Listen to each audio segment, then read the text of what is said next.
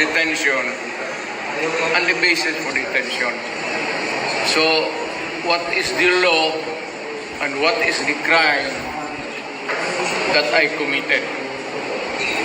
Show to me now the legal basis for my being here. As apparently I was brought here not of my own volition. It's somebody else's. Kung hindi ibang tao, ikaw siguro, because this is your structure. So you have to answer now for the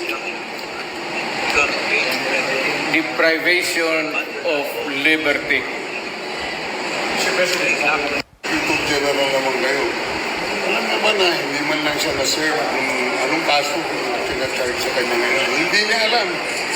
Kahit na PI man lang. Alam naman ang charge sa kanya, nasa dyaryo na. And then, hindi pa kayo na ganito ginagawa natin. Sumusunod tayo sa isang entity na hindi na tayo member. Nag-withdraw na tayo. And yet, sir, you are the Prosecutor General. Yes. You know how to exercise due process. Before you can even file charges, you have to file a complaint.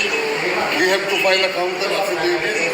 Without doing those procedure process, here we are being issued a warrant of arrest, questionable warrant of arrest. Ano naman po, sir? Sir. There's naman doon, blooper, puro pagdating sa trial gan, tatawagin kita sa witness stand.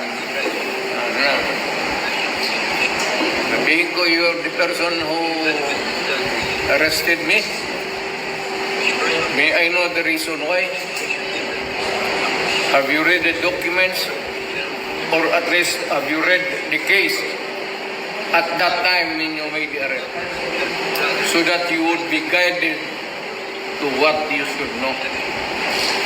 Yan lang yan. Kaibigan tayo, galing ako gobyerno.